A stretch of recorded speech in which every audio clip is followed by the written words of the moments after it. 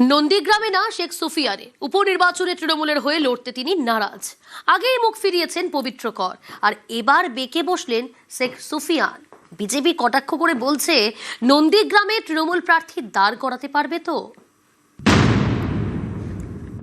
রাজ্য নেতৃত্ব চাক আর কেন্দ্র নেতৃত্বই চাক, প্রার্থী হবার মানসিকতা অনেক আগে আমার হারিয়ে গেছে। কারণ আমি 2006 সালে তৃণমূল কংগ্রেসে লড়াই করেছিলাম, তারপর থেকে প্রার্থীর জন্য দল ভাবেনি।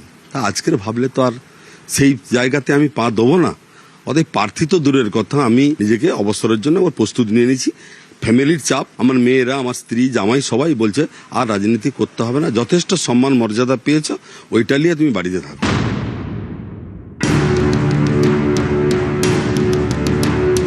নন্দীগ্রামে দাঁড়াতে চান না শেখ সুফিয়ান। উপনির্বাচনে পূর্ব মেদিনীপুরের নন্দীগ্রাম আসনে প্রার্থী হওয়ার দলীয় প্রস্তাব ফেরালেন তৃণমূল নেতা। একসময় দাপুটে তৃণমূল নেতার মুখে এখন রাজনৈতিক সন্ন্যাসের ভাবনা।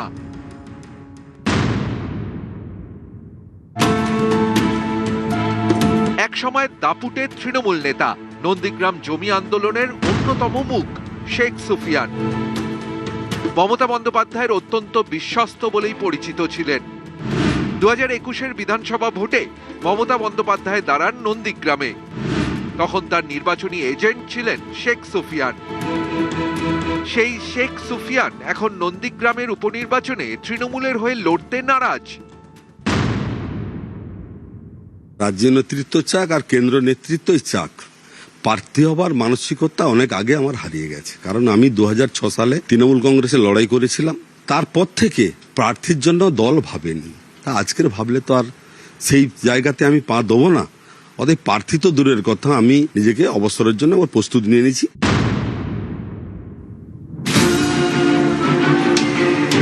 26-এর ভোটে নন্দীগ্রাম জেতেন শুভেন্দু অধিকারী। তৃণমূল প্রার্থী পবিত্র করকে প্রায় 10,000 ভোটে হারান।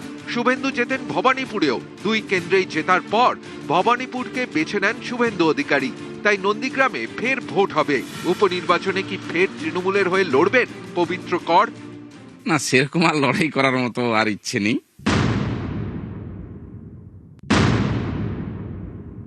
রাজ্য নেতৃত্ব চাক আর কেন্দ্র নেতৃত্বই চাক, প্রার্থী হবার মানসিকতা অনেক আগে আমার হারিয়ে গেছে। কারণ আমি 2006 সালে তৃণমূল কংগ্রেসে লড়াই করেছিলাম, তারপর থেকে প্রার্থীর জন্য দল ভাবেনি। তা আজকের ভাবলে তো আর সেই জায়গাতে আমি পা দেবো না। অতএব প্রার্থী তো দূরের কথা, আমি নিজেকে অবসরের জন্য ওর প্রস্তুতি নিয়ে নিয়েছি। 2008 সালের পঞ্চায়েত নির্বাচনে দুটি জেলা পরিষদ দখল করে তৃণমূল, পূর্ব মেদিনীপুর ও দক্ষিণ 24 পরগনা। সেই দুই জেলাতেই রণে ভঙ্গ দিচ্ছে তৃণমূলের দাপুটে নেতারা।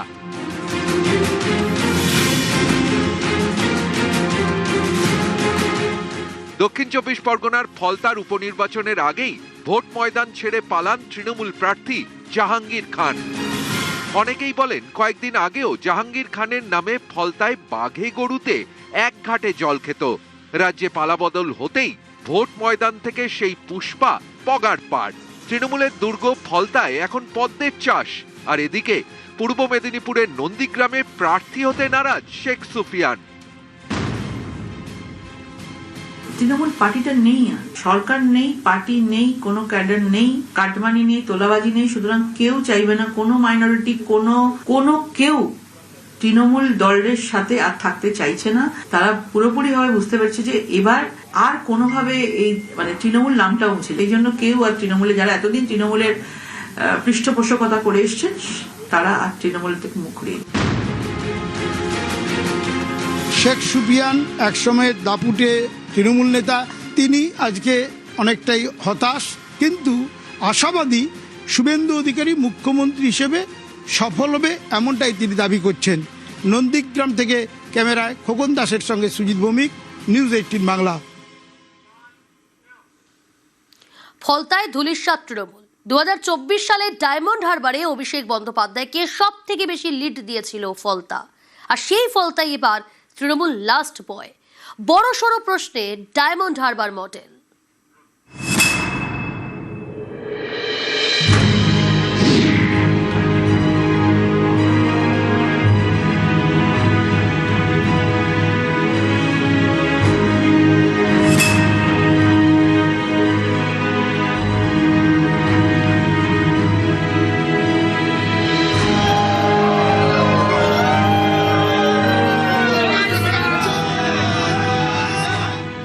দক্ষিণ চব্বিশ পরগনার ডায়মন্ড হারবার লোকসভা কেন্দ্র। এখানকার সাংসদ তৃণমূলের অভিষেক বন্দ্যোপাধ্যায়। এই ডায়মন্ড হারবারের মধ্যেই পড়ে ফলতা বিধানসভা কেন্দ্র। রবিবার সেই ফলতার ভোটের ফল বের হয়। সারা রাজ্যের মতো ফলতাতেও গেরুয়া ঝড়। জয়ী বিজেপি প্রার্থী দেবাংশু পান্ডা।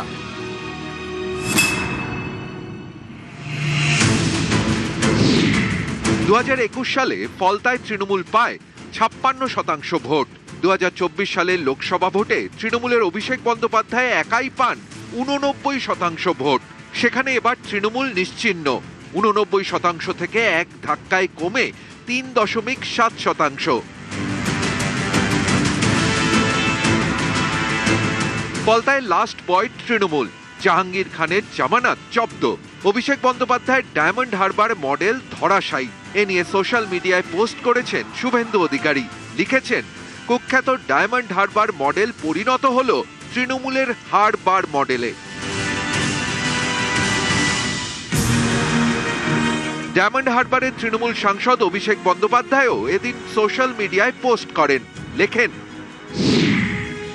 ফলতা বিধানসভা কেন্দ্রের গণনায় অসঙ্গতি রয়েছে। গত 10 দিনে ফলতায় 1000-এর বেশি কর্মী ঘরছাড়া হতে বাধ্য হয়েছেন। তখন নির্বাচন কমিশন চোখ বুজেছিল। আদর্শ আচরণবিধি থাকা সত্ত্বেও পার্টি অফিসে ভাঙচুর চালানো হয়েছে। সত্য চাপা থাকে না।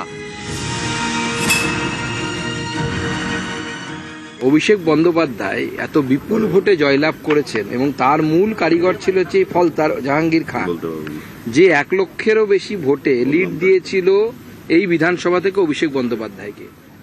তাহলে এবার বোঝা যাচ্ছে তো ডায়মন্ড হারবার মডেলটা আসলে কি মডেল ছিল।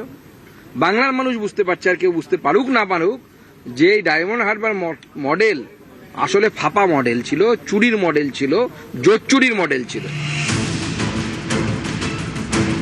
7টি বিধানসভা আসন নিয়ে ডায়মন্ড হারবার লোকসভা আসন। 2024 সালে এই 7টির মধ্যে 7টিতেই জেতে তৃণমূল। আর 26-এ 7টির মধ্যে তৃণমূল জিতেছে 5টি আসনে, আর পদ্ম ফুটেছে 2টিতে।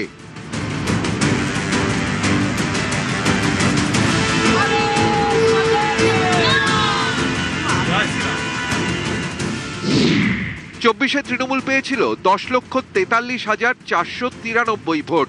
বিজেপি পেয়েছিল 3,36,068 ভোট।